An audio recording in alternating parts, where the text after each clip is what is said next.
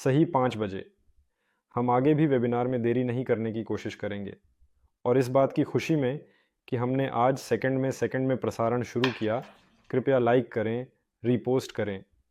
आज हमारे पास नोवा कंपनी के नए पीढ़ी के जेपेलिन परियोजना की समाचार होगी, या जिसे एरोनोवा के नाम से जाना जाता है। और अगर आपको यह दिलचस्प लगता है तो खुद देखें, दोस्तों को आमंत्रित करें जो परियोजना में रुचि रखते हैं, जो हमारे बारे में थोड़ा और जानना चाहते हैं। और आज हम विशेष रूप से परिणामों के बारे में बात करेंगे। इसके अलावा हम निश्चित रूप से आपके सभी सवालों के जवाब देंगे। तुरंत सवाल लिखें ताकि हम आपके सवालों का पहले जवाब दे सकें और उन्हें न चूकें। तो चलिए हम शुरू करते हैं। फेडर, कृपया बताएं, पिछले सप्ताह या कंपनी में हाल ही में क्या दिलचस्प हुआ है और शायद हमें निकट भविष्य में क्या देखने को मिल सकता है। सभी का स्वागत है। आपने वास्तव में कहा कि याद करना बहुत मुश्किल है कि क्या हुआ, क्योंकि काम बहुत अधिक है और सभी जानते हैं। जो नहीं जानते वे अब जानेंगे कि 16 नवंबर को हमारी सम्मेलन हो रही है। सम्मेलन की तैयारी चल रही है, बहुत कुछ किया जा रहा है और थोड़ी ऑपरेटिव जानकारी भरी हुई है। और जैसे कि आपने अभी कहा, पाश, एरोनोवा, ये आपने कहाँ से लिया? ऑफिस में सुना। ऑफिस में सुना? हाँ, तो कंपनी के ब्रांडिंग पर काम शुरू हो गया है, जो जेपेलिन का काम करती है। हमने इसे नोवा नोवा कहा, लेकिन दोस्तों ने विश्लेषण किया। पता चला कि नोवा नाम की कंपनियां बहुत हैं, जैसे ऊ नोवा और नोवा लेजर्स। लेकिन यह शब्द हमारे अंदर और आपके अंदर और हर जगह पुराना हो गया है। हमारे पास तो एक उपकरण भी नोवा 2 कहा जाता है। इसलिए यह तय किया गया कि एरोनोवा किया जाए, जो सुंदर लिखा जाता है और अच्छा लगता है। एरोफ्लोट, एरोनोवा, दोनों में। और सभी सहमत हैं। और एरोनोवा एक ब्रांड के रूप में उभरने लगा है। रंग और अन्य चीज़ें आ रही हैं, लेकिन यह वास्तव में महत्वपूर्ण नहीं है। ये कोई बड़ी खबर नहीं है। लेकिन सम्मेलन की तैयारी के लिए नाम, रंग और अन्य चीज़ें तय करना ज़रूरी था। इसलिए जेपेलिन के निर्माण के अलावा रंग भी चुनने पड़ते हैं, लेकिन बच्चों ने इस सब पर सहमति दे दी। अब वास्तव में ठीक इसी समय प्रक्रिया लगभग समाप्त हो रही है। हमारी कानूनी इकाई का लगभग पुनर्गठन हो रहा है, जिसे ओ एरोनोवा कहा जाएगा। वहाँ गतिविधियों को भी लगभग जोड़ा जाएगा और सोलर ग्रुप को संस्थापक में शामिल किया जाना तय हुआ है। यह प्रक्रिया अब फिर से समाप्त होने की ओर बढ़ रही है। कल तक 5वां दिन था और आज कहीं रजिस्ट्रियों में बदलाव दिखाई देना चाहिए था, लेकिन वकीलों ने अभी तक कोई खबर नहीं भेजी। हालांकि यह परियोजना के परिवर्तन की दिशा में एक कदम माना जा सकता है। प्री स्टार्ट से स्टार्ट स्थिति की ओर जब कुछ तैयार होता दिखेगा। कानूनी रूप से यह काम समाप्त हो रहा है, लेकिन यह चरण विशेष रूप से परियोजना के प्रारंभिक और अत्यंत महत्वपूर्ण चरण का हिस्सा है। केवल गतिविधियां नहीं थीं, बल्कि कानूनी काम बहुत कुछ शामिल था, जैसे कि इनमें से एक सही गतिविधियां थीं लाइसेंस प्राप्त करने हेतु और जेपेलिन परिवहन प्रणाली के विकास कार्यक्रम की स्थापना हेतु, क्योंकि वित्त पोषण फंडों द्वारा किया जाएगा। अब फंड्स साथ मिलकर विकास कार्यक्रम भी तैयार किया जा रहा है, तथा हम संभवतः इस विकास कार्यक्रम को सार्वजनिक करेंगे। हाँ, यह भी उस कानूनी काम का एक हिस्सा है जो वास्तव में समाप्त हो रहा है, और अब इसके बारे में कुछ कहा जा सकता है। जैसे कि हम कह सकते हैं कि कुछ ऐसा। अन्य समाचारों की ओर। तो हमारे पास नए कर्मचारी आ रहे हैं, हाँ, ऑफिस में भी। आखिरकार हमारे पास एक ऑपरेटर है जो अब हमें इस वेबिनार को संचालित करने में मदद कर रहा है। इसलिए हम उम्मीद करते हैं कि वीडियो और हमारे वेबिनार की गुणवत्ता भी बढ़ेगी। वास्तव में यह एक बहुत महत्वपूर्ण व्यक्ति है जिसका काम यहाँ हो रही सभी गतिविधियों में मदद करना है। हाँ, और उसकी मदद से जल्द ही मुझे विश्वास है कार्यालय में वास्तव में क्या हो रहा है इस पर वीडियो श्रृंखला शुरू होगी। न तो ऐसे सीधे प्रसारण जैसे हम अभी कर रहे हैं, न ही वे दुर्लभ वीडियो जो मैंने खुद फ़ोन से कभी कभी बनाए थे, बल्कि एक छोटा सा लाइव कंटेंट नियमित रूप से। लेकिन जैसा कि आप देख सकते हैं, फ्रेम बदल गया है, उसी जगह पर थोड़ा सुंदर हो गया है।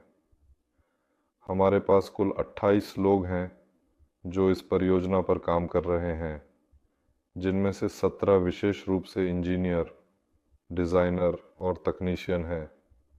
और ये सब नहीं है, वहाँ और भी कुछ लोग जल्द ही जुड़ेंगे। ये वे लोग हैं जो विशेष रूप से नरम आवरण के उत्पादन, कटाई, वेल्डिंग, परीक्षण आदि से जुड़े हैं। वे पहले की तरह ही हैं, बस उन्हें अभी तक नहीं बुलाया गया क्योंकि कटाई के लिए कोई आवरण नहीं है और इसकी आवश्यकता नहीं है। लेकिन नए साल से पहले प्रक्रिया शुरू करने का समय आ गया है। लेकिन समझना पहले से ही शुरू हो गया है, ताकि वसंत में हम उस आवरण की कटाई शुरू कर सकें जिसे गर्मियों में वेल्ड करना होगा और फिर शरद ऋतु में शुरू करना होगा। कुल मिलाकर इस उत्पादन के गठन से प्रक्रिया शुरू करने का समय आ गया है। हाल ही में एक इलेक्ट्रॉनिक विशेषज्ञ भी आया था। बताओ, 28 लोग, ये कौन है? इंजीनियर। यहाँ कौन से विभाग हैं, कौन से विशेषज्ञ हैं? ये वे लोग हैं जो टीम में वेतन प्राप्त करते हैं और लगातार करते रहते हैं। हाँ, और ये विभाग भी वास्तव में बोरिस अलेक्जेंड्रोविच इवचेंको ने सभी को इस वेबिनार में वास्तव में बताया था। बताया था, हाँ। हर विभाग ने बताया। क्या मैं निश्चित रूप से विभागों के अनुसार नाम लिख सकता हूँ? तुम लगभग बताओ, बस जब तुम कहते हो 28 लोग तो यह पर्याप्त है। नहीं, मैंने कहा 28 लोग परियोजना पर काम कर रहे हैं, 17 इंजीनियर, डिजाइनर आदि। 17। अगर विभागों के अनुसार बताऊं, हर विभाग में 2 लोग होते हैं। एक सेकंड।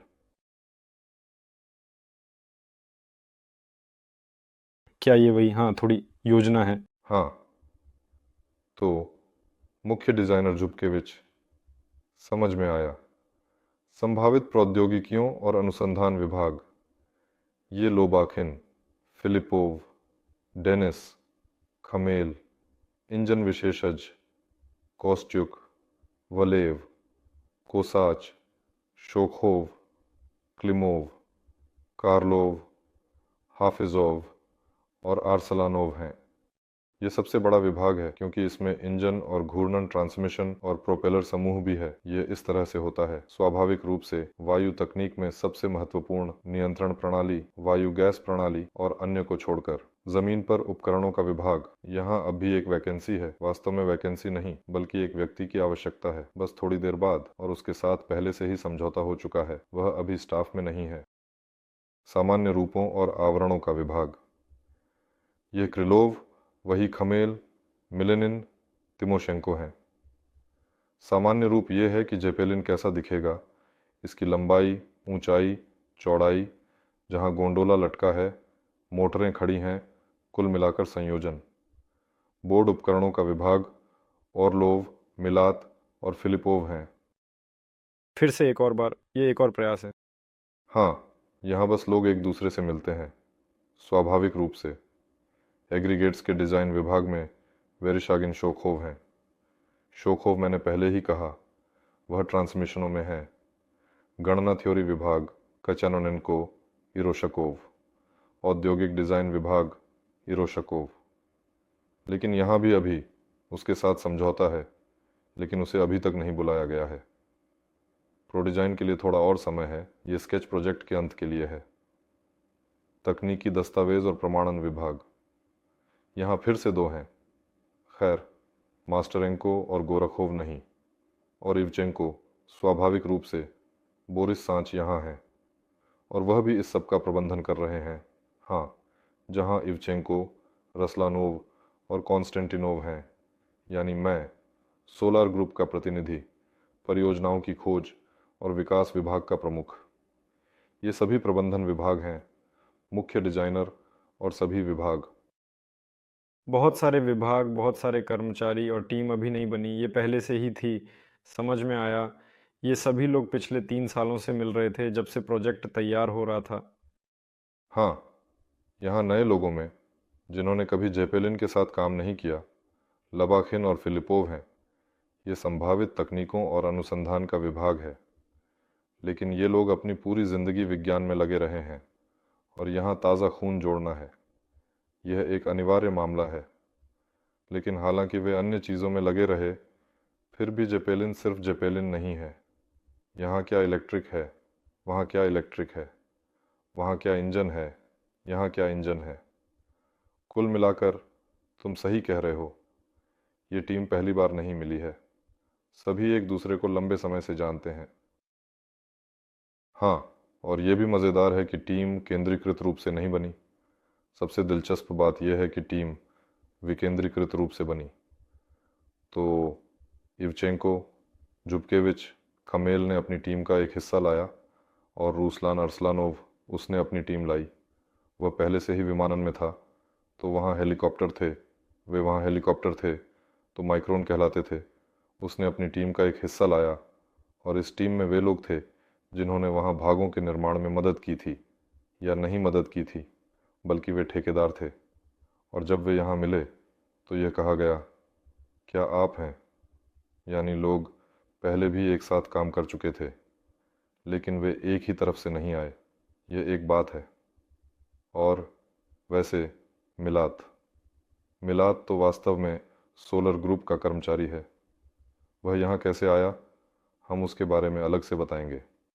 वैसे उसके बारे में एक पूरा वीडियो भी आएगा, हमने इसे फिल्माया। वह वास्तव में बताता है कि वह कौन है और वह नोवा में कैसे आया। ये वास्तव में एक तरह की संयोग है, या शायद नहीं। वह हमेशा कृत्रिम बुद्धिमत्ता में लगा रहा, हम यह जानते थे। और फिर अचानक पता चला कि उसने हेलीकॉप्टरों के लिए नियंत्रण प्रणालियां विकसित की थीं, और नियंत्रण प्रणाली के साथ कृत्रिम बुद्धिमत्ता, ये वास्तव में आधुनिक दुनिया में आवश्यक है। हाँ, न केवल हेलीकॉप्टरों बल्कि क्वाडकॉप्टरों के लिए भी। ईरान में हेलीकॉप्टर, अमेरिका में कैप्टर, और यहाँ रूस में किसी तरह जेपेलिन पर आ गए। वैसे लबाखिन, फिलिपोव, मिलात और ओरलोव हैं। ओरलोव ने भी पहले जेपेलिन के साथ काम नहीं किया। 4 लोग तो पहले ही गिन लिए। इसका मतलब है कि टीम का एक हिस्सा मुख्य जेपेलिन विशेषज्ञों के साथ आया, और टीम का एक हिस्सा रूसलान के साथ आया, और फिलिपोव डेनिस जो रेडियो तकनीशियन हैं, उनके माध्यम से भी कुछ लोग आए जो पहले अवगुर कंपनी के साथ जेपेलिन, AU-30 और जेपेलिन के लिए नियंत्रण प्रणालियों में लगे थे। डेनिस फिलिपोव वास्तव में संकीर्ण सर्कलों में काफ़ी प्रसिद्ध व्यक्ति हैं। उनके YouTube पर 25,000 सब्सक्राइबर हैं, और ये सिर्फ वे लोग नहीं हैं जो कुछ हाइप वाले वीडियो देखते हैं। वह वीडियो को किसी तरह से संपादित नहीं करते, बस वीडियो प्रयोग करते हैं और बिना किसी टिप्पणी के अपलोड करते हैं। वहाँ बहुत विशिष्ट दर्शक हैं और वह सामान्यतः अच्छी तरह से जाने जाते हैं। हाँ, और जब उन्होंने अपने चैनल पर जेपेलिन के बारे में कुछ अपलोड किया तो सभी ने उन्हें लिखना शुरू कर दिया। और वहाँ लोग थे जो भी AU-30 बना रहे थे, वही लोग थे। तो इससे कुछ ऐसा शुरू हुआ और कुल मिलाकर उन्होंने ऑफिस में बुलाया, हम मिले, और इस तरह कंपनी चारों ओर से इकट्ठा हो रही है। तो टीम इकट्ठा हो गई है और काम पहले ही शुरू हो चुका है। मुझे पता है कि पहले से ही किसी न किसी योजना का निर्माण किया गया है, चाहे वह 1 साल के लिए हो या कितने समय के लिए। हाँ, कौन क्या करेगा, क्या तुम इसके बारे में विस्तार से साझा कर सकते हो?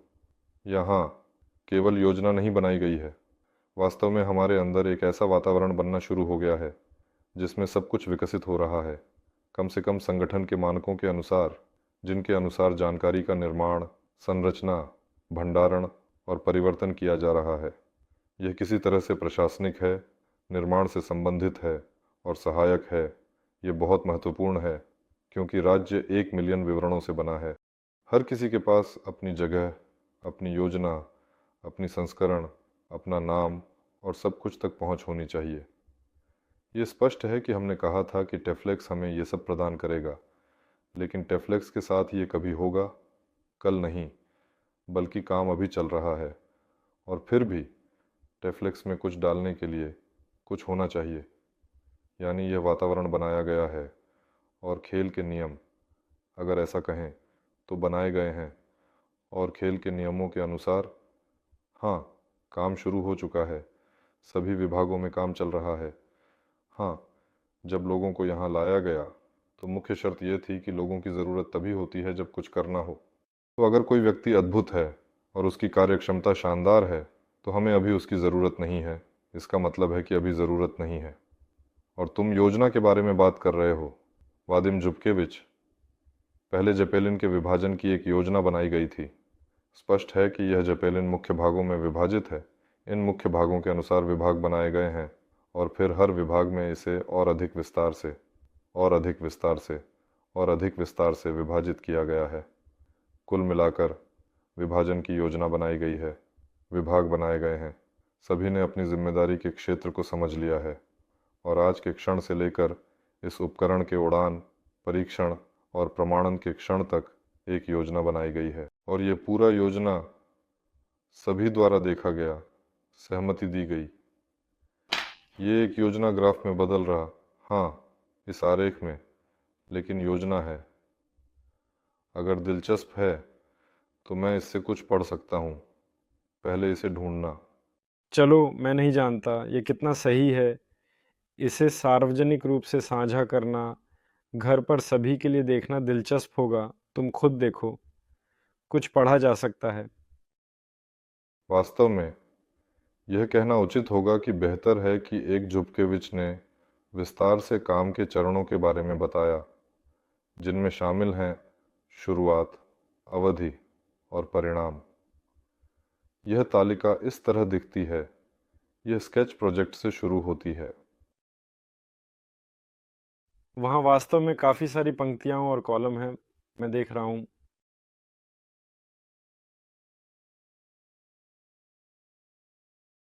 स्केच प्रोजेक्ट, मुख्य परियोजना पैरामीटर की परिभाषा, स्पष्ट वजन सारांश, जड़त्व के क्षण, इकाइयों पर लोड, झेपेलिन, वायुगतिकीय विशेषताओं की परिभाषा, उपकरण की गतिशीलता की परिभाषा, उड़ान सिम्युलेटर, झेपेलिन, संरचनात्मक शक्ति योजना, गोंडोल, संरचनात्मक शक्ति योजना, निलंबन, गोंडोल, पायलटों, यात्रियों, आंतरिक, गोंडोल, डिजाइन और बाहरी। यह ठीक स्केच प्रोजेक्ट के अंत में है। गोंडोल का डिजाइन, बाहरी आंतरिक, गोंडोल की कठोरता और ताकत का प्रारंभिक गणना, शक्ति रोकने की संरचना, शक्ति रोकने की गणना, कार्यात्मक स्टैंड, शक्ति रोकने का ट्रांसमिशन, ईंधन प्रणाली, बैलास्ट प्रणाली, पंखों की संरचनात्मक शक्ति योजना, पंखों की कठोरता और ताकत का प्रारंभिक गणना, चेसिस की संरचनात्मक शक्ति योजना, बेलनट की आवरण की संरचना। ये हम नहीं पढ़ते। तो चलो कुछ मुख्य बिंदुओं पर चलते हैं। कुल मिलाकर हमारे पास एक चरण दर चरण योजना है ना? आज से लेकर उस क्षण तक जब यंत्र उड़ान भरता है। उड़ान भरता है और प्रयोगात्मक उड़ान के रूप में प्रमाणित होता है। तो संक्षेप में एकल प्रमाण पत्र प्राप्त करता है। क्या बजट के बारे में कोई जानकारी है कि क्या कितना खर्च हो सकता है? अरे, काम में अभी तक कुछ स्टेटस नहीं है और समाप्त हो चुके हैं। यहाँ साइड में है। यहाँ अंत में प्रमाणन केंद्र के साथ अनुबंध का समापन हो रहा है, बोर्ड नंबरों का आवंटन और ईवीएस प्रमाण पत्र प्राप्त करना। हाँ, यह इस योजना का अंतिम चरण है। लागत के आंकड़े अभी तक यहाँ नहीं आए हैं। यह 500 किलोग्राम उठाने की क्षमता वाला पहला यंत्र है। और क्या यह यंत्र बिना पायलट का होगा या नहीं? जितना भी चाहें कि यह तुरंत बिना पायलट का हो, फिर भी समझदारी यह कहती है कि वहाँ पायलट का स्थान होगा। और हाँ, यह बिना पायलट की प्रणालियों और पायलट के स्थान के साथ होगा।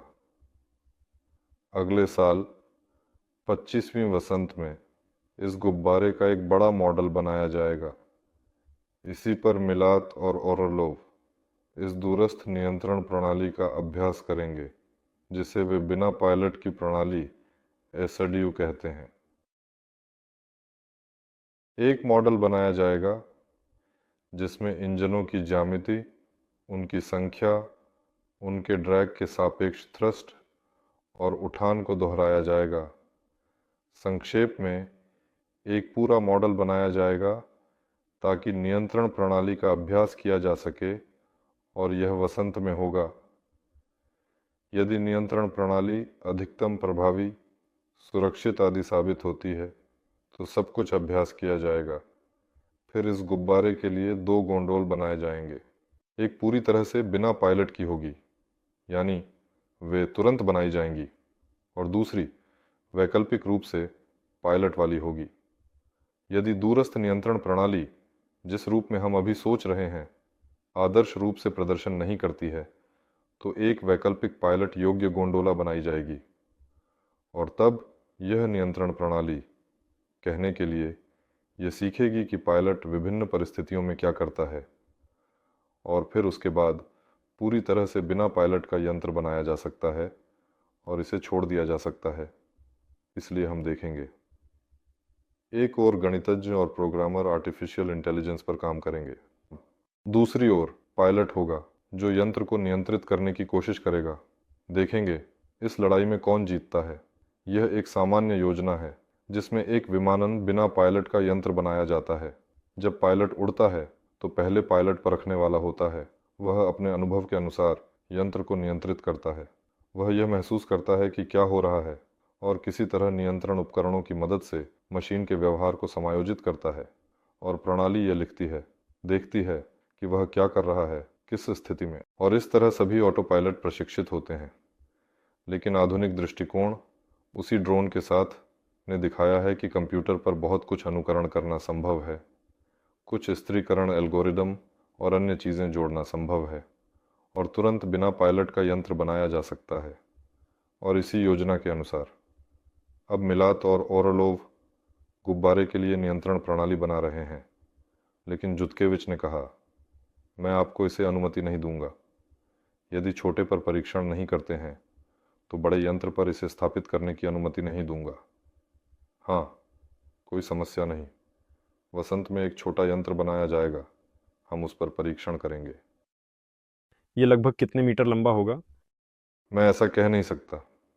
मैं घन मीटर में कह सकता हूँ, लेकिन मैं मीटर में नहीं कह सकता। मैं केवल घन बता सकता हूँ। 100 घन मीटर, 2-3 मीटर, यह स्पष्ट नहीं है।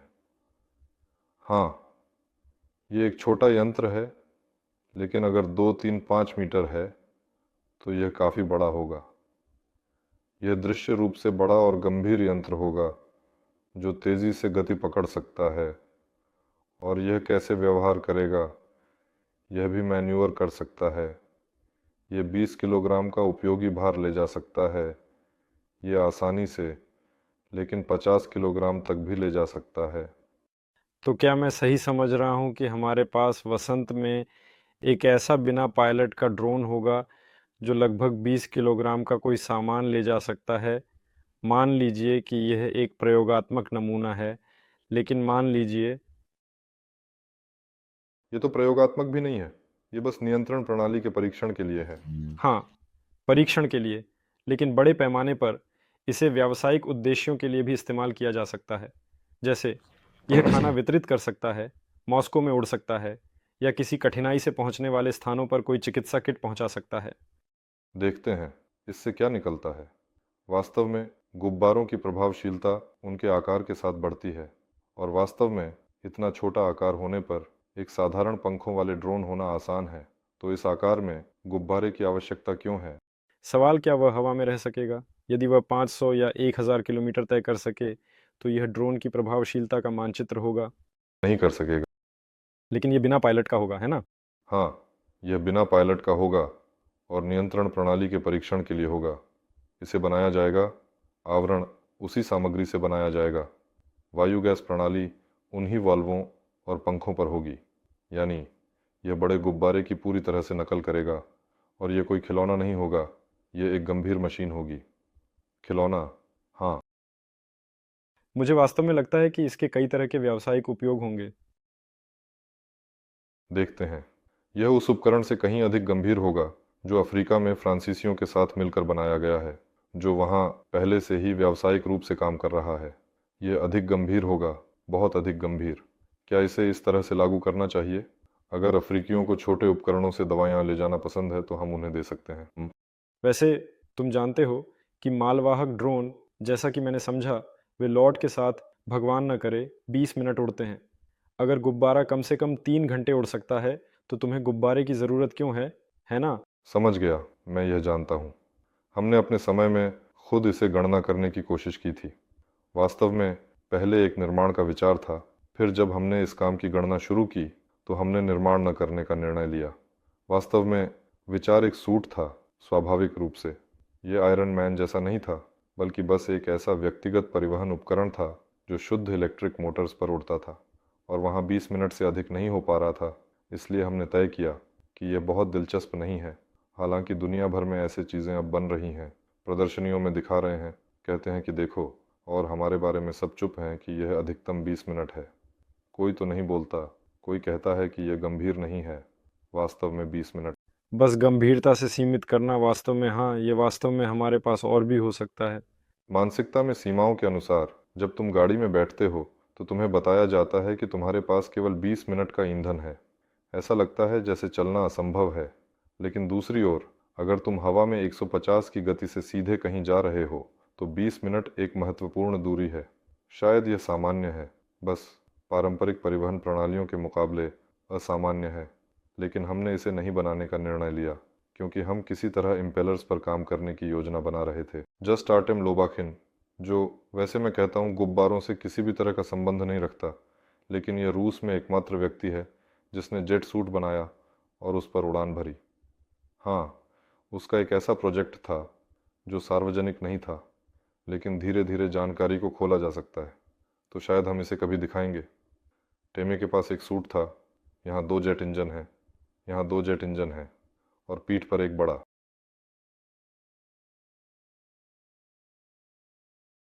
देखना दिलचस्प है। क्या ये वीडियो है? ऐसे लोग, टीम के साथ, ऐसे दिलचस्प अनुभव के साथ। और वैसे आर्टेम, मैं समझता हूँ, वेबिनार पर आमंत्रित करने की इच्छा है, शायद अगले हफ्ते भी। हाँ, मैं वास्तव में सोच रहा था कि आज हम आर्टेम के साथ बैठकर चर्चा करेंगे कि हमने प्रयोगशाला में वीडियो डाला, अपनी वैक्यूम प्रणाली दिखाई, और कैसे वह इसके माध्यम से गुब्बारों के प्रोजेक्ट में मदद करेगा, हीलियम की सफाई प्रणाली बनाएगा, विभिन्न सामग्री की कोटिंग करेगा।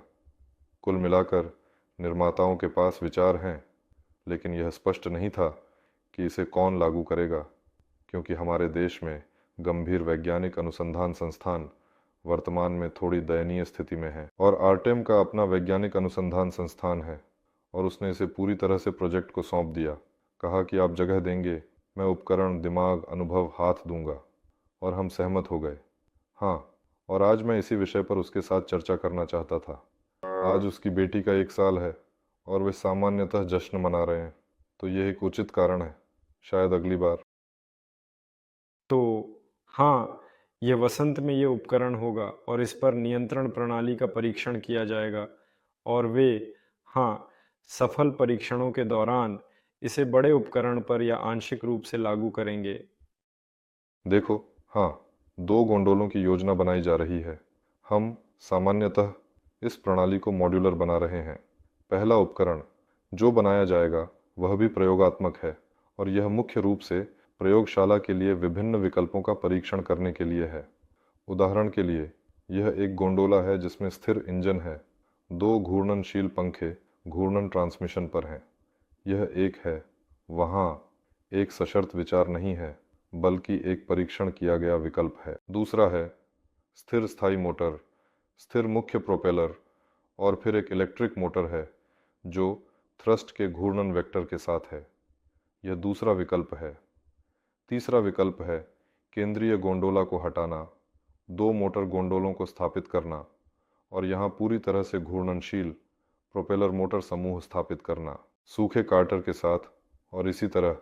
और सभी विकल्प अपने तरीके से अच्छे हैं, और अंततः यह समझना मुश्किल था कि सबसे आदर्श क्या है, और हमने यह समझा कि सभी गुब्बारों के निर्माता जो कभी कुछ भी करते हैं, वे तट पर एक एकीकृत अवधारणा को अपनाने की कोशिश करते हैं, पवित्रता से उस पर विश्वास करना शुरू करते हैं कि यह सबसे अच्छी है, और केवल उसी को बनाते हैं। उदाहरण के लिए, जैसे एयरलैंडर ने किया, उन्होंने कई वर्षों तक वायुगतिकी और उपकरण के बाहरी रूप की गणना की, और उन्होंने एक ऐसा एकमात्र उड़ने वाला उपकरण तैयार किया जिसे सभी इंटरनेट पर देख सकते थे, बस यह कहते हुए कि यह हमारा है। उन्होंने इसे इकट्ठा किया, बाहर निकाला, एक हल्की हवा चली और एयरलैंडर पलट गया और गिर गया। यानी एक सूत्र की गणना करना और उस पर विश्वास करना निश्चित रूप से अच्छा है, लेकिन जब वास्तविकता का सामना होता है तो सब कुछ वैसा नहीं हो सकता जैसा आपने सिद्धांत में सोचा था। लेकिन यह पवित्र विश्वास कि यह काम करना चाहिए, यह वास्तव में बुरा है। सभी रूप अपने तरीके से अच्छे हैं, सभी रूप महत्वपूर्ण हैं। विभिन्न कार्यों के लिए विभिन्न रूप हो सकते हैं, और यह ज़रूरी नहीं है कि हम केवल पारंपरिक सिगार के आकार का निर्माण करें। यहाँ तक कि सिगार के आकार के भी विभिन्न रूप होते हैं, और विभिन्न गति के लिए अपनी विशेष आकृति की आवश्यकता होती है। या हम हाइब्रिड बना रहे हैं, और अगर हाइब्रिड है तो केवल ऐसा ही या केवल ऐसा। संक्षेप में, ऐसा नहीं किया जा सकता क्योंकि जेपेलिन को बहुत सारे बनाने की आवश्यकता है और वे सभी अलग होंगे। ये ऐसा है जैसे मान लीजिए हम एक कार बनाने जा रहे हैं, आपने सभी ने एक ही कार चुनी, मान लीजिए ये एक सेडान है, और इसी पर रुक गए। एक ही डिजाइन का होना भी वांछनीय है। इससे पहले जेपेलिन निर्माताओं में लगभग सभी के पास यह सोच थी कि एक ही को चुनना चाहिए, उसे बनाना और उसका विस्तार करना चाहिए। लेकिन सेडान और ट्रक में बहुत बड़ा अंतर होता है। यह एक बड़ा सेडान नहीं है, ये पूरी तरह से अलग कार है, और जेपेलिन के साथ भी यही होगा। इसलिए पहले इस प्रयोगात्मक यंत्र में पूरी तरह से मॉड्यूलर संरचना होगी, जहां कई विभिन्न गोंडोल का परीक्षण किया जाएगा, वहां अन्य पंख लगाए जाएंगे आदि। यह वास्तव में एक उड़ने वाली प्रयोगशाला होगी, और इसके कुछ संशोधन इसे किसी प्रकार के अनुकूलित पूर्ण रूप में लाएंगे जो पहले से ही व्यावसायिक के करीब होगा। और इस अनुकूलित पूर्ण रूप में यह नियंत्रण प्रणाली पहले से ही होगी। आप कहते हैं कि यह वहाँ होगी या नहीं, वहाँ यह निश्चित रूप से होगी। मुख्य या डुप्लीकेट, यह संशोधन पर निर्भर करेगा। यानी यह मुख्य के रूप में हो सकती है यदि यह गोंडोला पूरी तरह से बिना पायलट के यंत्र है, या डुप्लीकेट के रूप में यदि यह वैकल्पिक रूप से पायलट किया गया है। यानी यदि यह आवश्यक है कि एक जिम्मेदार व्यक्ति जिम्मेदार कार्य करे और मशीन पर पूरी तरह से भरोसा नहीं किया जा सकता, तो यह प्रणाली वहाँ मौजूद रहेगी और मदद करेगी, निगरानी करेगी और किसी तरह से बातचीत करेगी।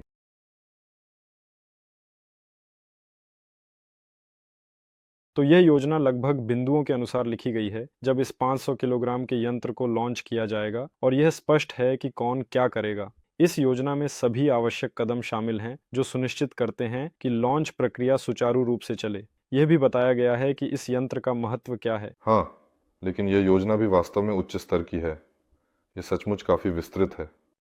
हाँ, वहाँ वास्तव में बहुत सारे कार्य हैं। तो अब हर बिंदु को स्वाभाविक रूप से उप बिंदुओं में विभाजित किया जाएगा, और यह सब एक समय रेखा पर रखा जाएगा, और सभी चीज़ें अंततः कार्यों की निगरानी प्रणाली में बदल जाएंगी। जैसे कि और अंततः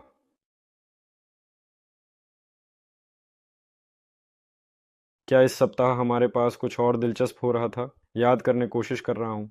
प्रयोगशाला में कुछ परीक्षण हुए थे। प्रयोगशाला में परीक्षण नहीं रुके। इस प्रणाली का निर्माण, अनुकूलन, जिसे स्ट्रेटोस्फेरिक पीक उड़ान पर प्रयोग किया गया था, वहाँ कई रेडियो सिस्टम का परीक्षण किया गया। प्रयोग सफल रहा। प्रयोग ने दिखाया कि कुछ हिस्सा काम करता है, कुछ हिस्सा नहीं। अभी तक हम प्रयोग की रिपोर्ट पूरी नहीं कर पाए हैं। ये आज के दिन तक तैयार होनी चाहिए थी, लेकिन तैयार नहीं है। इसलिए अगली बार मैं रिपोर्ट के साथ आऊँगा और वहाँ अधिक विस्तार से बताऊँगा कि क्या हुआ, क्या परीक्षण किया गया। कुल मिलाकर मैं रिपोर्ट का इंतज़ार कर रहा हूँ। तो प्रयोगशाला में यह एक प्रयोग था, और दूसरा और तीसरा भी होगा। लंबे समय तक चलने वाले उपकरण के लॉन्च से पहले, और सब कुछ इसके लिए तैयार हो रहा है स्वाभाविक रूप से। इसलिए प्रयोगशाला रुकी नहीं है। हम इसे प्रयोगशाला कहते हैं, लेकिन वास्तव में यह प्रयोगात्मक प्रौद्योगिकियों और अनुसंधान का विभाग है। तो इस विभाग के पास एक प्रयोगशाला है या ये पूरी तरह से ऐसा नहीं है? कृपया। तो इस विभाग के पास एक छोटा कमरा है जहाँ कुछ चीज़ें कंप्यूटर में नहीं बल्कि भौतिक रूप में बनाई जा सकती हैं। वर्क बेंच, सोल्डरिंग आयरन, कुछ छोटे उपकरण, क्योंकि सभी बड़े उपकरण जो रूसलान के पास हैं वे कार्यालय में नहीं हैं। तुमने अभी रूपों के बारे में बात की। क्या मैं सही समझ रहा हूँ कि विभिन्न रूप मूल रूप से ये रूप एक दूसरे से कैसे भिन्न हैं? क्यों कुछ का, जैसा कि कहा जाता है, सिगार जैसा आकार है, दूसरों का, जैसा तुमने कहा, उड़ने वाली पिछवाड़ा है, तीसरे कोई प्लेट बनाने की कोशिश कर रहा है और कोई अपनी आकृति को सबसे अच्छा कहता है और हमारे पास विभिन्न रूप होंगे। वे विभिन्न कार्यों के लिए हैं या इनका अलग या समान बनाने का क्या मतलब है? तो हाँ, वास्तव में विभिन्न कार्यों के लिए, कुछ कार्यों के लिए एक विशेष आकार में काम किया जा सकता है, जबकि किसी अन्य कार्य के लिए आकार को बदलना बेहतर होगा। वास्तव में सभी आकार बदलते हैं। इसके पीछे कई कारण हैं। पहला, जब किसी के पास एक विचार आया, चलो मैं एक एयरशिप बनाता हूँ, क्योंकि इसे हीलियम से भरते हैं, ये कुछ वज़न उठाता है और यह चीज़ लटकती है बिना ईंधन का उपयोग किए। फिर यह शानदार है, बिना ईंधन का उपयोग किए हवा में उठना।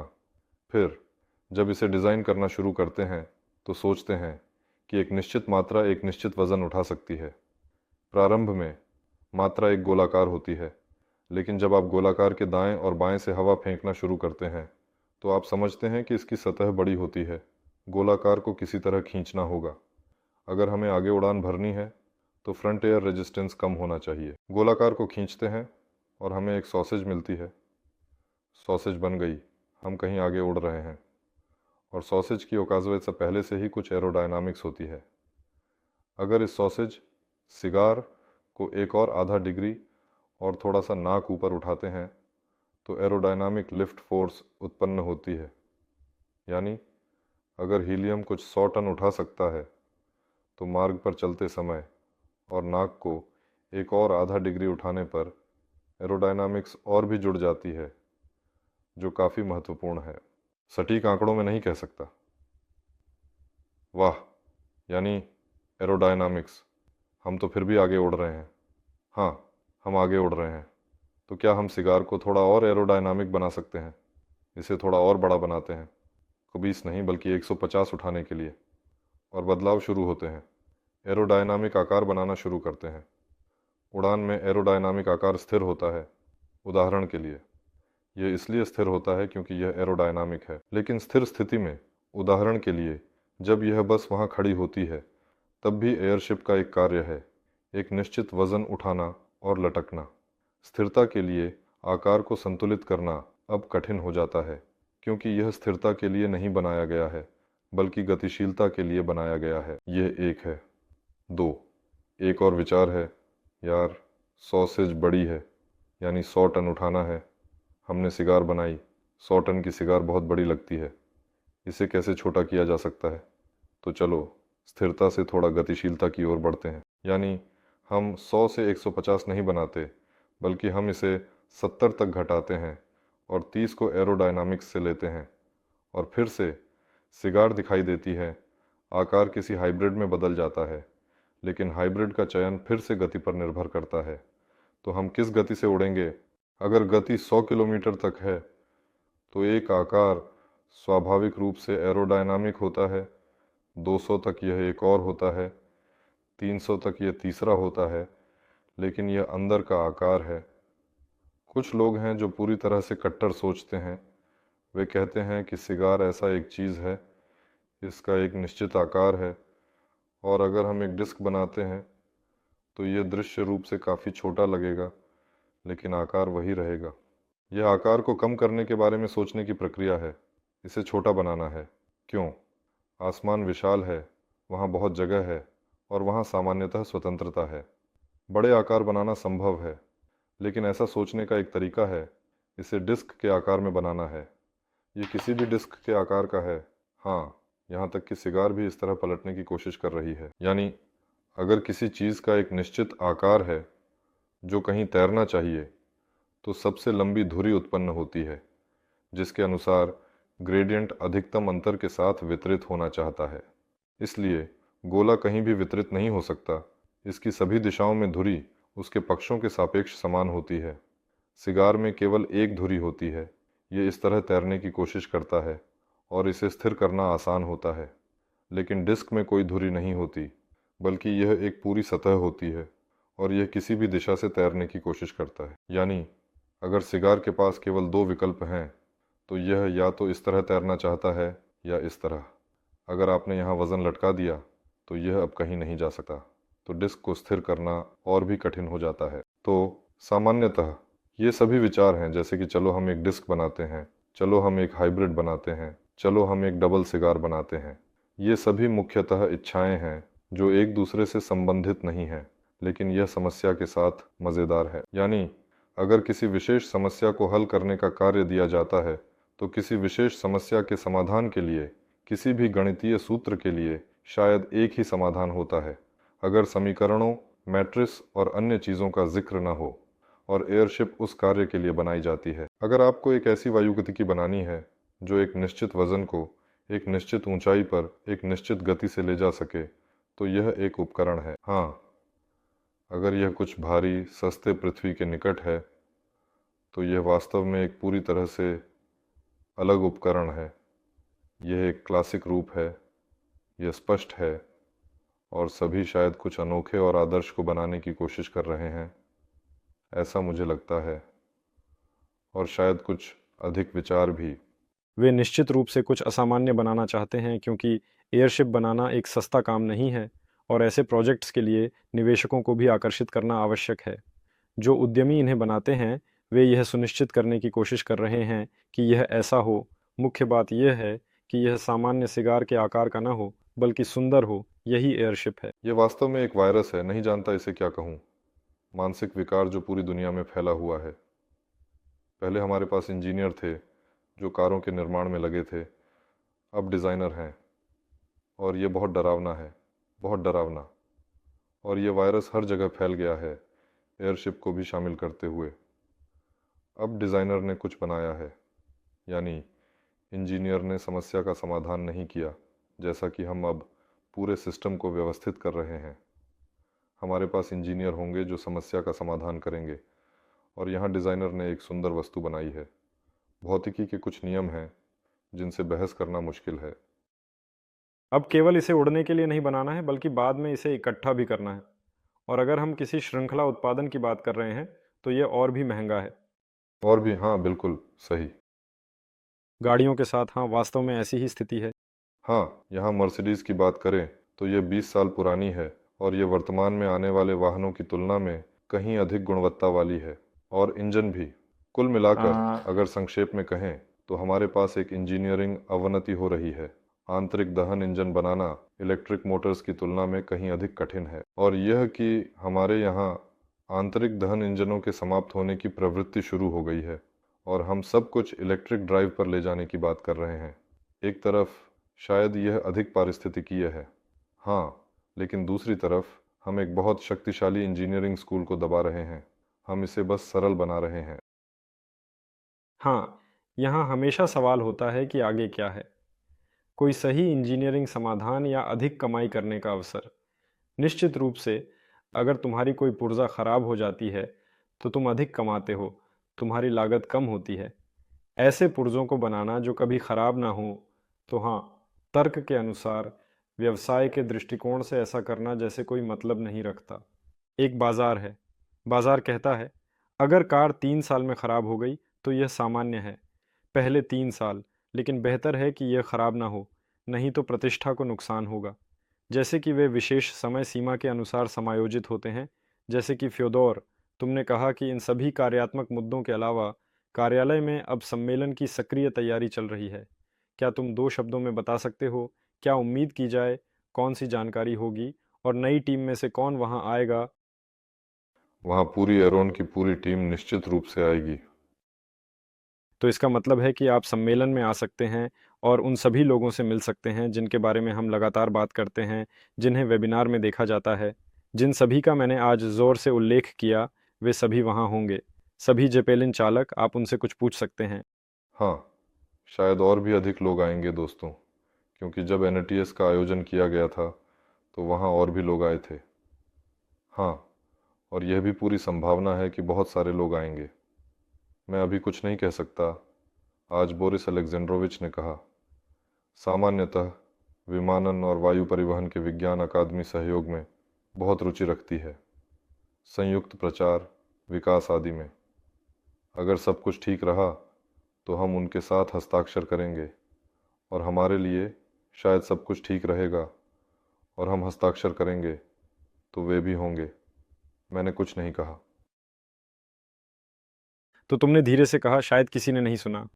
तो संक्षेप में, ठीक है, सम्मेलन में पूरी टीम होगी, हम सभी के साथ फिर से मिलेंगे और एक बार फिर से समझेंगे कि कौन कौन डॉक्टर हैं और किस किस विज्ञान में विशेषज्ञता रखते हैं, कौन कौन से पेटेंट हैं, और उनके महत्व को समझेंगे। एक बार फिर से विषय को गहराई से हिलाएंगे और उसकी गहराई को समझेंगे कि वास्तव में जेपेलिन क्या है और उनकी आवश्यकता क्यों है। इस पर गहराई से विचार करेंगे। दुनिया में वर्तमान में क्या हो रहा है उसका गहन विश्लेषण करेंगे और जेपेलिन का स्थान कहाँ है।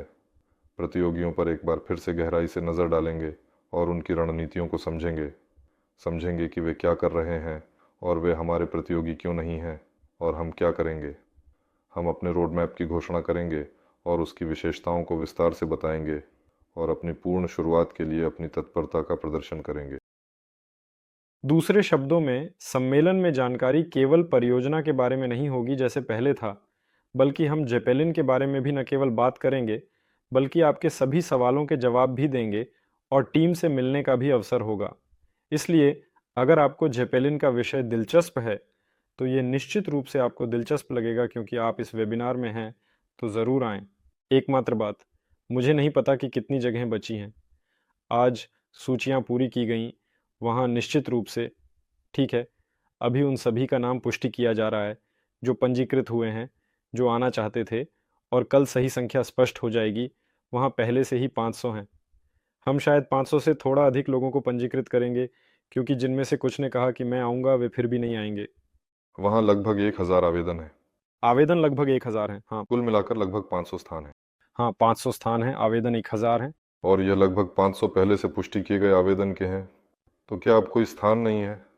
नहीं, अब यह स्पष्ट करना होगा कि कौन आया है, एक अतिरिक्त व्यक्ति के साथ। वास्तव में यह भी स्पष्ट करना आवश्यक है, और कुछ सूचियाँ आज ही कॉल की जा रही हैं, संभवतः कल भी कॉल की जाएंगी, लेकिन ऐसा लगता है कि वास्तव में कोई स्थान नहीं है। लेकिन अभी भी पंजीकरण है, क्योंकि जैसा कि मैंने कहा, कॉल करने से पहले अभी भी चल रहा है। इसलिए यदि आप आना चाहते हैं तो पंजीकरण करें, लेकिन यदि स्थान पर्याप्त नहीं है तो इसका मतलब है कि पर्याप्त नहीं है, और यदि हैं तो आप आएंगे। हालांकि कोई बिना पंजीकरण के भी आ सकता है, हमने भी ऐसा सोचा, लेकिन देखिए, नहीं तो बैठने के लिए कोई जगह नहीं होगी। हाँ, लोग कभी कभी बिना पंजीकरण के सीधे रिसेप्शन पर आते हैं और फिर अंदर जाते हैं।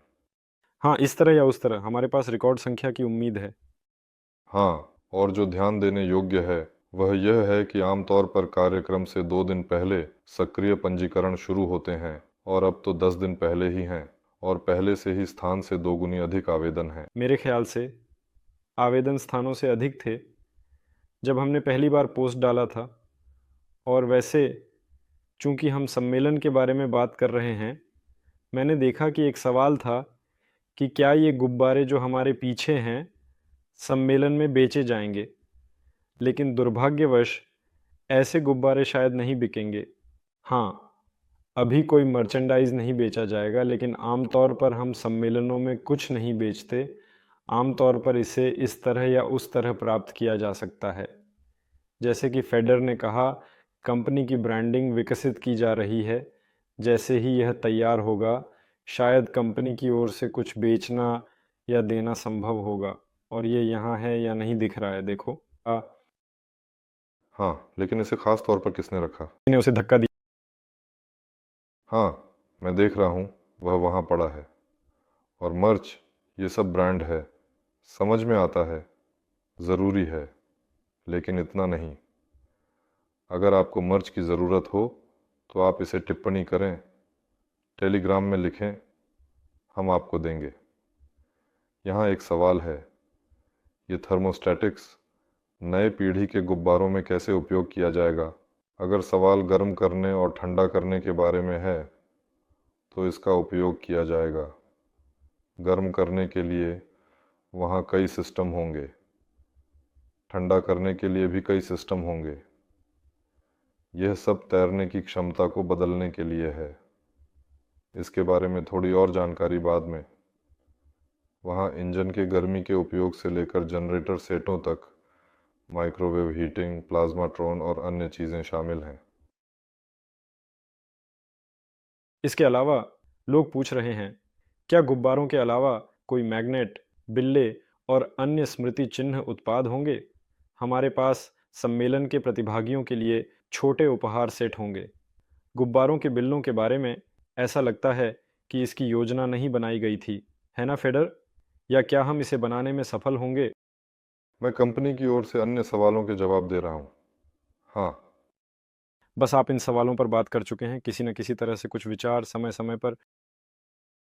हाँ, कुछ करना है तो कुछ गुणवत्तापूर्ण करना चाहते हैं। सम्मेलन 10 दिन बचे हैं, बिल्ले नहीं। 10 दिन में गुणवत्ता संभव।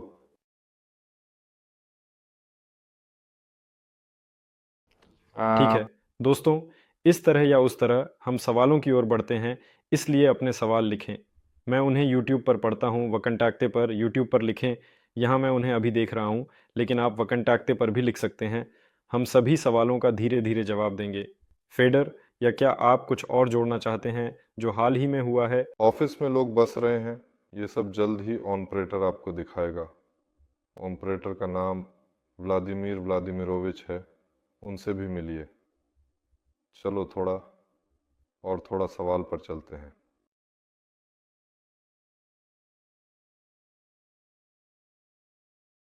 लोग एक गुप्त मेहमान के बारे में पूछ रहे हैं। वे पूछ रहे हैं, क्या कुछ बदला है या ये एक रहस्य है? वह मेहमान कौन है? हाँ, बस वहाँ एक व्यक्ति है, उसका उपनाम मैंने पहले ही बताया। मैं नहीं कहूँगा कि वह किस विभाग में है, क्योंकि वह गुप्त है, तो उसे गुप्त ही रहने दें। हाँ, अगर वह सम्मेलन में बोलता है तो आप उसे देखेंगे और वह बोलेगा। तो टीम वर्तमान में परियोजना को लागू करते समय किन मुख्य चुनौतियों का सामना कर रही है? क्या ऐसी चुनौतियां हैं, या शायद निकट भविष्य में कुछ कठिन, दिलचस्प?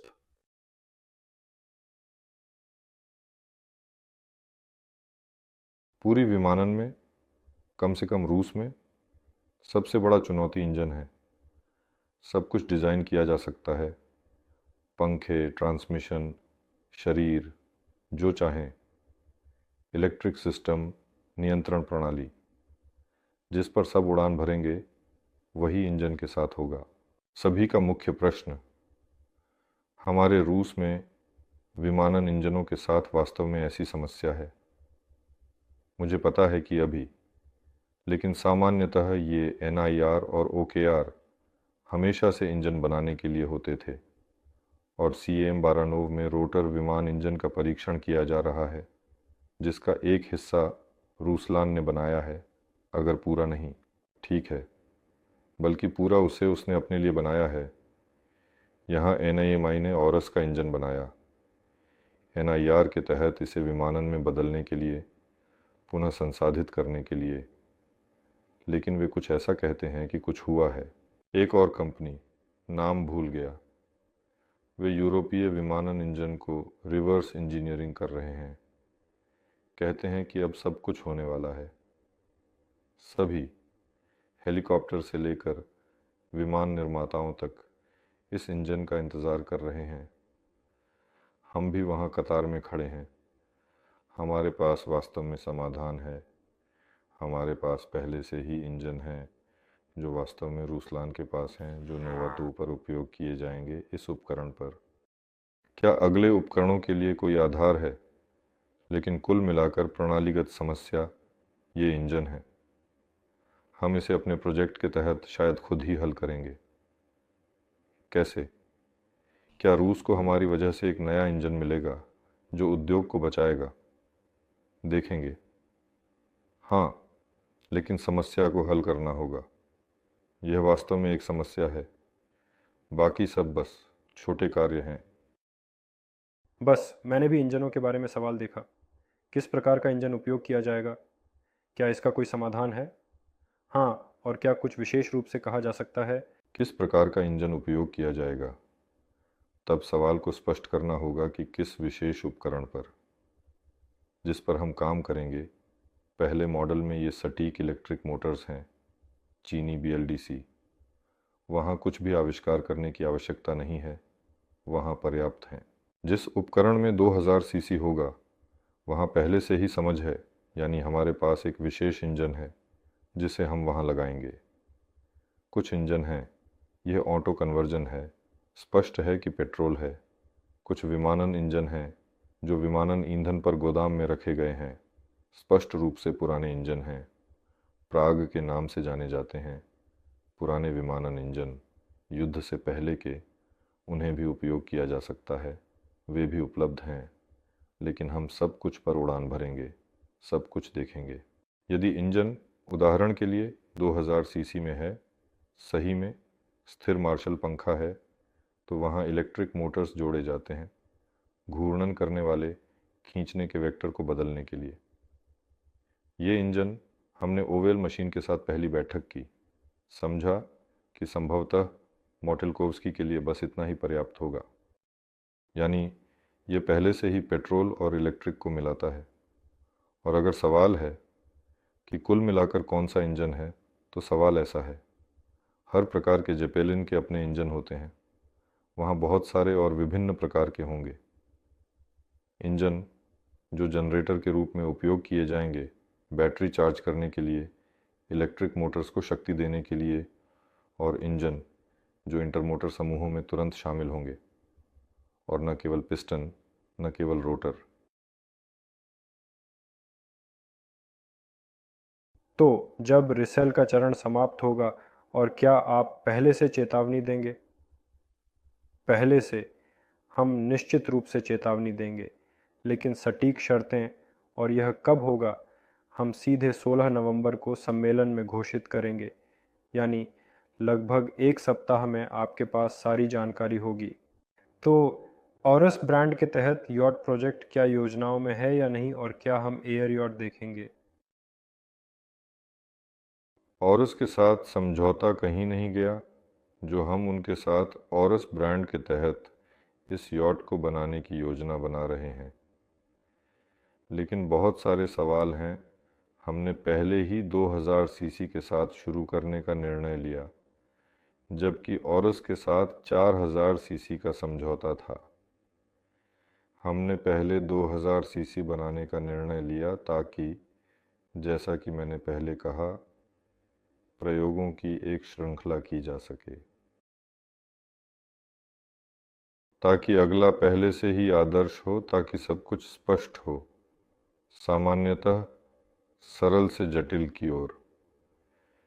तो जैसे ही हम समझेंगे कि आगे कोई जोखिम नहीं है और ऑरस के साथ आगे बढ़ना संभव है, क्योंकि ऑरस के लिए राष्ट्रपति के लिए एक जेपेलिन बनाना जो पहला है, पहला प्रयास अक्सर असफल होता है, और तुरंत इसे ऑरस के साथ सोने का बनाना ये सामान्यतः ठीक नहीं है, जोखिमपूर्ण। हाँ। क्या पहले चरण पर संक्रमण 16 नवंबर को होगा? नहीं, 16 नवंबर को हम पहले चरण पर संक्रमण की शर्तों की घोषणा करेंगे, और निश्चित रूप से अन्य शब्दों में पहले से इसके बारे में बताएंगे। यह तारीख तुरंत, शर्तों की आवश्यकता क्यों? बिल्कुल समझ नहीं आ रहा है कि वह कौन सी उठाने वाली शक्ति है जो 200 टन को ऊपर खींचती है। अगर बिना लोड के, तो कौन सी शक्ति इसे उठने से रोकेगी? यह एक शाश्वत प्रश्न है जिसका 700 बार उत्तर दिया गया है, शायद 701वीं बार 1701 में उत्तर देना पड़ेगा। ये बहुत सारी विभिन्न प्रणालियों के बारे में है, ये सबसे महत्वपूर्ण नहीं है। ये स्पष्ट है कि ये सबसे महत्वपूर्ण प्रश्नों में से एक है। ये जेपेलिन की तैराकी में परिवर्तन है, और इसमें सक्रिय ब्लास्टिंग प्रणाली है, और इन प्रणालियों में उप प्रणाली और बहुत कुछ है, जैसे गर्मी, ठंड, संकुचन, निर्वात, यहाँ तक कि उसी बैलास्ट तक। पहले जेपेलिन सभी बिना बैलास्ट के होंगे, और लोडिंग और अनलोडिंग प्रणाली, यही एक जटिल कार्य है जिससे हम हमेशा निपटते रहे हैं। ये स्पष्ट है कि यह अलग अलग और अपने तरीके से होता है। आधुनिक जेपेलिन आपको इंजीनियरिंग के चमत्कार दिखाएगा कि सब कुछ संभव है। यह स्पष्ट है कि यदि जेपेलिन ने 200 टन का लोड तुरंत ही अनलोड किया, तो यह स्वाभाविक रूप से तेज़ी से ऊपर की ओर खींचा जाएगा। वैसे वहाँ की गति काफ़ी गंभीर है और इसे उपयोगी के रूप में इस्तेमाल किया जा सकता है। इसे जेपेलिन में नहीं बल्कि अन्य प्रणालियों में इस्तेमाल किया जा सकता है। जेपेलिन जब अनलोड होता है तो स्वाभाविक रूप से उसे अनलोड होने के लिए समय चाहिए, खड़ा होना चाहिए, पुनर्संरचना करनी चाहिए और फिर उड़ान भरनी चाहिए। 200 टन या 500 टन को इस तरह से फेंकना शायद ही संभव है कि ऐसा कुछ होना चाहिए ताकि इतनी तेज़ी से अनलोड हो सके, लेकिन सामान्यतः ऐसी प्रणालियां हैं जो इसे रोकेंगी, भले ही यह काफ़ी तेज़ी से हो। अरे, मैं कहना चाहता था, रुका, मुझे आवरण का आकार याद नहीं है। एक छोटा आवरण, लेकिन लगभग 2000 घन मीटर से अधिक। मुझे दमित्री सेर्गेविच से पूछना चाहिए, उसने मुझे यह बताया था। संक्षेप में, अनुभव के अनुसार ये छोटी है, निश्चित रूप से 200 टन नहीं है। ये एक छोटा आवरण है, इस तरह से ऊर्ध्वाधर, और अगर इसे छोड़ दिया जाए तो इसे तैरने दिया जाए, यानी ये गोंडोला के बिना, बिना लोड के है सब कुछ। बस एक आवरण जो स्थिरता से ऊपर उठता रहेगा। वह कौन सी गति प्राप्त कर सकता है? यह एक प्रश्न है। अगर आपके पास विचार हैं तो टिप्पणियों में लिखें, चैट में लिखें, लेकिन मैं तुरंत कहूँगा, मैं सच में हैरान हूँ। वह कौन सी गति प्राप्त कर सकता है और इसे बहुत दिलचस्प तरीके से इस्तेमाल किया जा सकता है। और एक सवाल है, मैंने अभी पढ़ा कि हम चरणों के बारे में बात कर रहे थे, यानी पहला जेपेलिन कैसे प्रकट होगा। अंत में क्रॉस प्रमाणन। जेपेलिन किस प्रकार के परीक्षणों से गुजरता है इससे पहले कि इसे बाजार में लाया जाए या इसे बाजार में लाने के लिए लिखा गया था? वास्तव में प्रमाणन में क्या शामिल है? तो यहाँ ईवचेंको बोरिस सानिच के साथ वेबिनार देखना बेहतर है। ये पहले वेबिनार में से एक है। उन्होंने प्रमाणन के बारे में बताया। वास्तव में परीक्षण अब से शुरू होते हैं, उस जेपेलिन का जो अभी तक मौजूद नहीं है। कोई भी प्रणाली, कोई भी छोटी छोटी इकाई, उन्हें ज़मीन पर कई बार परीक्षण किया जाता है। अगर यह कुछ ऐसा है जो विमानन बाजार में खरीदा गया है तो इसे हम इस तरह से कह सकते हैं, तो ये पहले ही 1000 बार परीक्षण किया जा चुका है। अगर ये कुछ नया है तो इसे विधियों और मानकों के अनुसार परीक्षण करना होगा। एक विशेष कंपनी को लाना होगा जिसने परीक्षण किया है, अब एक बार फिर, और केवल तभी इसे उड़ान यंत्र या इकाई के हिस्से के रूप में उपयोग करने की अनुमति दी जाएगी। और इस तरह से प्रत्येक प्रणाली पहले ज़मीन पर कई बार परीक्षण की जाती है, फिर सभी चीज़ें एकत्र की जाती हैं। कारखाना परीक्षण शुरू होते हैं, जिसे आमतौर पर कहा जाता है, जब पहले सभी प्रणालियों की जांच की जाती है। ये वहाँ एलिंग में खड़ा होता है, पहले उड़ान परीक्षण के लिए पायलट प्रयोगकर्ता के साथ। और जब उत्पादन ने यह समझ लिया कि सभी पहले से परीक्षण किए गए इकाइयों के परीक्षण सफलतापूर्वक कारखाना परीक्षण पास कर चुके हैं, इसके बाद एक आधिकारिक सरकारी प्रक्रिया होती है, आयोग। वे यंत्र को अपने पास लेते हैं और खुद उस पर उड़ान भरते हैं और इसे इन मानकों और विधियों के अनुसार परीक्षण करते हैं। और केवल तब यंत्र को लौटाते समय वे बताते हैं कि क्या यह परीक्षण पास हुआ या नहीं, क्या वहाँ प्रमाण पत्र प्राप्त किया जा सकता है। लेकिन और किस प्रकार के प्रमाणन के लिए परीक्षण? अगर यह एकल नमूने का प्रमाण पत्र है तो ये एक प्रकार के परीक्षण है। अगर यह श्रृंखला का प्रमाण पत्र है तो ये अन्य परीक्षण है। अगर यह श्रृंखला का है जिस पर लोग उड़ान भरेंगे तो ये तीसरा परीक्षण है।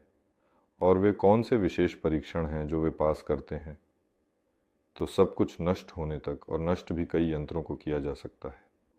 यह स्पष्ट है कि अगर राज्य के लिए केवल 2 बनाए जाएंगे, शायद दोनों को प्रक्रिया के अनुसार नष्ट नहीं किया जाएगा, लेकिन एक को निश्चित रूप से बेहतर है। हाँ, बोरिस सान्याच के साथ वेबिनार देखना, या हम उसे यह सवाल थोड़ी देर बाद फिर से पूछेंगे जब वह पहले ही बताएगा कि हमारे लिए कौन से परीक्षण योजना बनाई गई है। डायरेक्टरी के आवरण के निर्माण में सबसे अधिक किस सामग्री का उपयोग ज़्यादातर किया जाता है? ये देखना चाहिए कि पिछले गुरुवार को वादिम झुबकेविच के साथ वेबिनार था। उन्होंने वहाँ सामग्री और कपड़ों के बारे में बहुत अच्छी तरह से बताया, लेकिन आवरण फिर से शायद डायरेक्टरी के नरम आवरण के बारे में है। वे कठोर भी होते हैं। अक्सर पूछा जाता है कि डायरेक्टरी का उपयोग कहाँ किया जाता है। वहाँ निश्चित रूप से कुछ विशेष कपड़े होते हैं, जैसे कि अरेमिड, केवलर और अन्य कपड़े। ये कपड़े गैस धारण करने वाले मिश्रण से भिगोए जाते हैं। वहाँ कई मिश्रण होते हैं और शायद ये अधिक सटीक है, लेकिन अभी तक ये स्पष्ट नहीं हुआ है। तो सभी के पास लगभग एक ही सूत्र है। वे इस कपड़े को लेते हैं और इसे इस सामग्री से भिगोते हैं जो कि अल्ट्रावायलेट को धारण करता है, और फिर ऊपर से कुछ कोटिंग करते हैं ताकि अल्ट्रावायलेट को रोका जा सके। और इसलिए सभी गुण प्राप्त होते हैं, जैसे कि यांत्रिक ताकत, पर्याप्त गैस पारगम्यता और अल्ट्रावायलेट से सुरक्षा। कृपया पिछले गुरुवार के वेबिनार झुबकेविच को सुनें, जिसमें कपड़े के विशेष नाम, उनकी तकनीकी विशेषताएं और उन्हें किससे भिगोया जाता है। ये वास्तव में सामान्यतः स्वीकृत हैं, जैसे कि सवाल पूछा गया था, लेकिन वास्तव में उनका उपयोग बहुत कम होता है, क्योंकि ज़्यादातर लोग जंग लगे डायरेक्टरी का निर्माण नहीं करते। अब केवल शुरू किया गया है और चीनी भी वही एयरलैंडर्स बना रहे हैं, और वे पहले से बने रास्ते पर चलने की कोशिश कर रहे हैं। कुछ प्रयोगात्मक कपड़े हैं जो सोवियत और रूसी अंतरिक्ष विज्ञान में ऐसे उपकरणों के लिए बनाए गए थे जो डायरेक्टरी के समान हैं, लेकिन अन्य ग्रहों के लिए, जैसे कि मंगल और शुक्र के लिए। वहाँ एक पूरी तरह से अलग सूत्र है और एक कंपनी है जो अब इन सूत्रों का मालिक है। ये प्रक्रियाएं स्थापित करने के लिए तैयार हैं, और यह सामान्यतः स्वीकृत सामग्री से अधिक दिलचस्प होगा। हम इसे भी बनाएंगे, देखेंगे कि इससे क्या निकलता है। सबसे अधिक संभावना है कि हम तेज़ी से जंगल में घुस सकते हैं, पेड़ों को अलग कर सकते हैं और आवरण को कुछ नहीं होगा। लेकिन ये सब नरम जेपेलिन के बारे में है। वास्तव में हमें कठोर जेपेलिन बनाना चाहिए। नरम एक ऐसा मध्यवर्ती चरण है। ये छोटे उपकरण हैं। वास्तव में कठोर से शुरू करना अधिक दिलचस्प है, और वहाँ भी समझ है। कठोर जेपेलिन कब बनाए जाएंगे?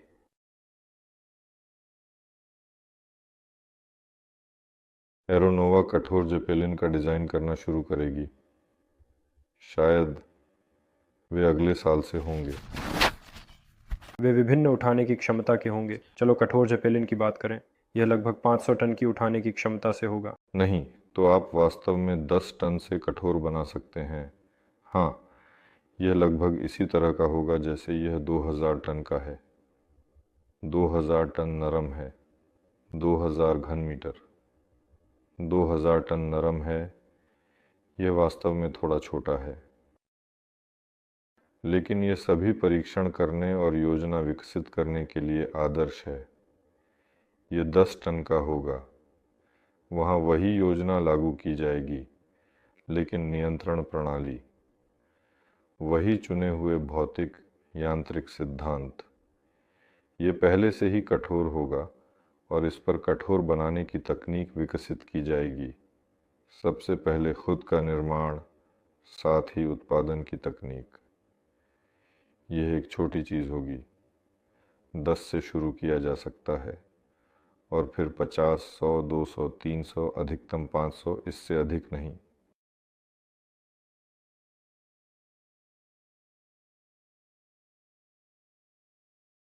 क्या नोवा 2 और नोवा 4 वास्तव में होंगे? ये एक ऐसा सवाल है। अगर हम ऑरस की बात कर रहे हैं तो नोवा 2 और ऑरस होगा। ऑरस भी नरम होगा। क्या आप जानते हैं कि पनडुब्बियों के लिए भी डूबने और उभरने के ऐसे ही सिद्धांत हैं? यहाँ फिर से व्लादिमीर झुबकेविच को स्टूडियो में बुलाना होगा। तो कैसे? वहाँ आर्किमिडीज की शक्ति काम कर रही है। स्वाभाविक रूप से वहाँ ये परिणाम स्वरूप वहाँ माध्यम की घनत्व है, वहाँ वस्तु की घनत्व है जो माध्यम में रखी गई है, और यहाँ एक मात्रा है, घनत्वों का अंतर, और यहाँ शक्ति का उत्पन्न होना। या तो उठाने वाली शक्ति, वहाँ आर्किमिडीज, या वह वहाँ डूबता है। संवैधानिक रूप से वस्तु की औसत घनत्व को बढ़ाते हुए, यानी औसत घनत्व को बढ़ाते हुए, उदाहरण के लिए पनडुब्बी में पानी जोड़ते हुए तो पानी को हवा के साथ मुक्त करते हुए आप औसत घनत्व को कम करते हैं और यह उभरने लगती है। आर्किमिडीज की शक्ति, हाँ, वह वहाँ और वहाँ काम करती है। क्या ऐसे निर्माण के विकल्प हैं जब नीचे कठोर हो और ऊपर नरम? अर्ध कठोर योजना, हाँ, एक विकल्प है जब बस गोंडोला कील की बीम पर होती है और बाकी सब नरम होता है। यह एक अच्छा विकल्प है जब गोंडोला और यहाँ कठोर संरचना नाव के आकार में होती है और यह सब ऊपर नरम बैग से ढका होता है।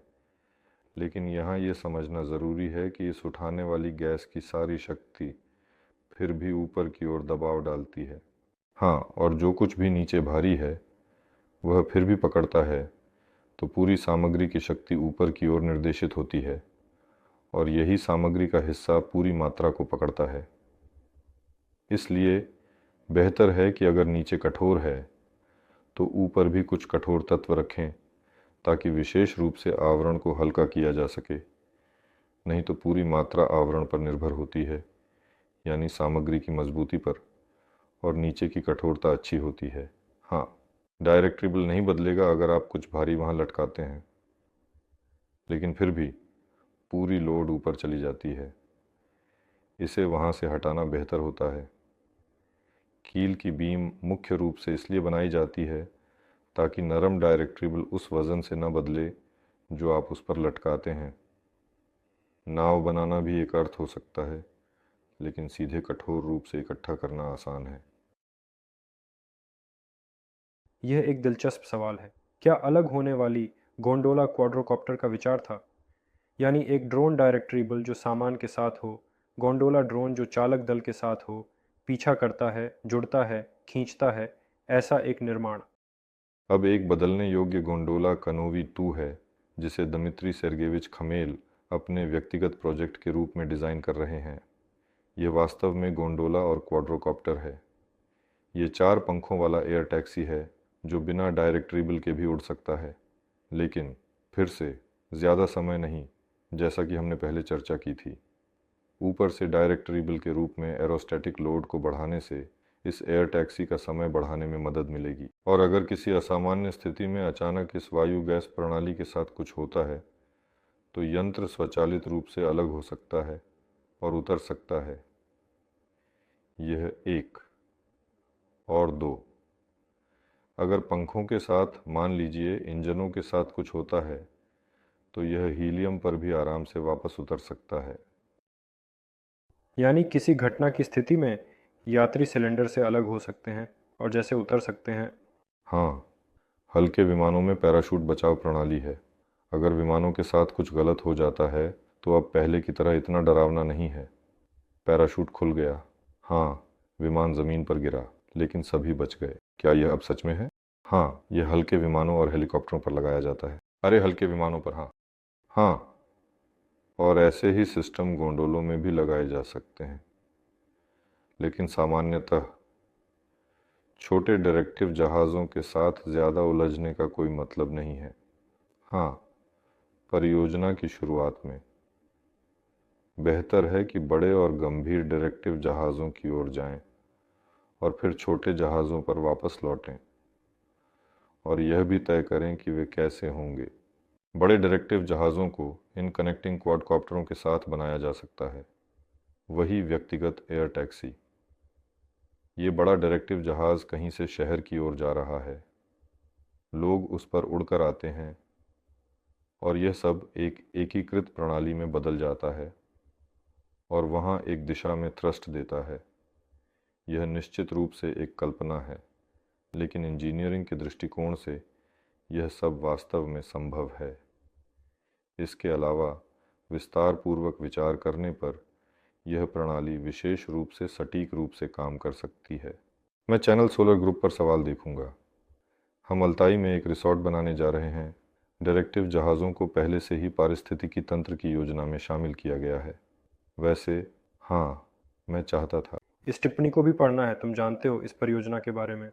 हाँ, हम व्यक्तिगत रूप से संवाद कर रहे हैं। हर क्षेत्र के लिए अपना पर्यटन डायरेक्टिव जहाज़ बनाना चाहिए। ये विचार यहीं से आया है।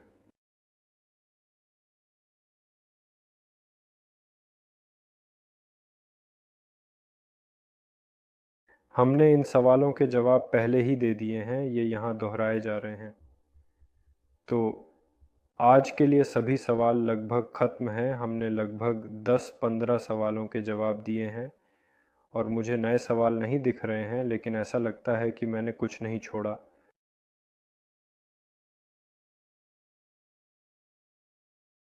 हम अलग होने से पहले याद दिलाता हूँ कि अभी लाइक करें, रिपोस्ट करें, अपने दोस्तों को लिंक भेजें।